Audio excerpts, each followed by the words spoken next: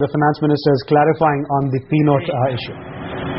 By FIIs and the media, whether the holders of the participatory notes would become liable to tax based on the provisions of the Finance Bill and the provisions of the retrospective amendments in Section 9.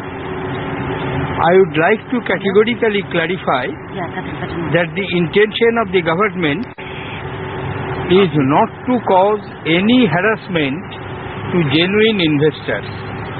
Participatory note holders invest in Indian stock market through FIIs. The Indian Tax Authority would examine the tax liability of the said financial institution investors. However, the Indian tax authorities would not go beyond the financial institutional investors to check any further details about the participatory note holder. Accordingly, question of liability for tax in India of the participatory note holders would not arise. Necessary clarification will be issued in due course. Thank you. Thank you. All right, this is fairly incredible stuff. On Monday, we told you that there is this big uncertainty coming out in the markets over whether or not P-notes will be taxed. There was a lot of confusion among foreign institutional investors, among investment banks based over here, even investors, the participants on the PNs itself.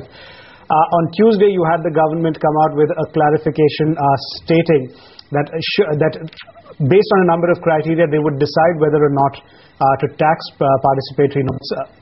One of the issues, of course, having been determining whether the transaction is indeed a bona fide transaction, which again was open to a number of loopholes and question marks around that.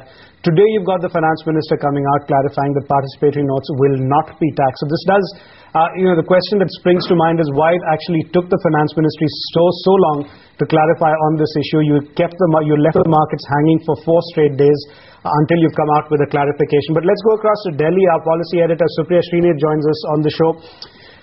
Supriya, a flip-flop of sorts, would you say?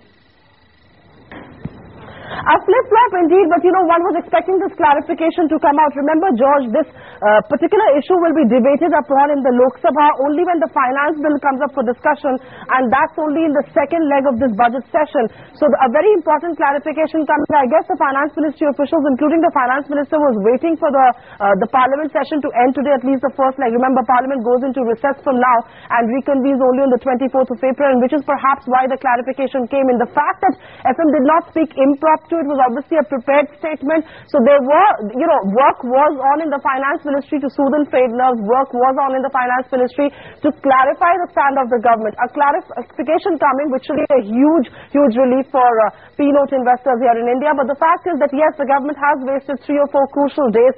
If you talk to them, they say that, we never said. There is a lot of ambiguity. We never said they will be taxed. It was really interpretation of the tax advisors and experts on the last street. And, the markets were unnecessarily in a state of panic. But this clarification, one believes, could have come perhaps much before than it really did. Considering it was a prepared text that he actually spoke out, and prepared text that he read from, means there was work on in the finance ministry. There was backroom work in the works at least. Right, but Supriya, I'm just going back to the point I made. You did mention, you did talk about the compulsions of sorts that the finance minister was under, because of which he's only come out today. But the markets, they would never understand an issue like that.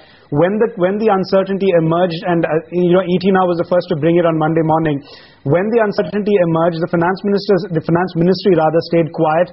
We left the markets to sort of bumble along in uncertainty for 4 straight days. Today you've got the clarification coming. Somewhere, doesn't that send across a message that we ourselves are fairly unclear in terms of what we want to do, even after deciding to retrospectively change certain tax laws? You know, George, I will not dispute that that at all. Of course, most participants in the markets, most global investors, India Inc., everybody was waiting for a clarification of sorts to come. And you are right. You are absolutely right that it's coming in late.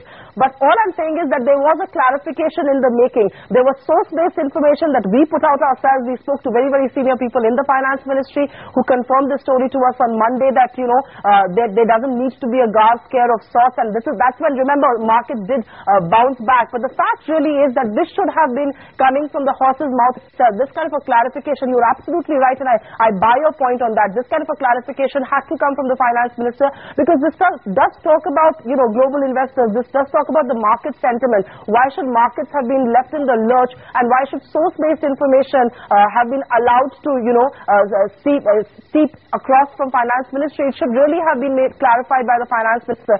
He did say in the Lok Sabha, though, that, you know, the government is not going to chase the honest taxpayer.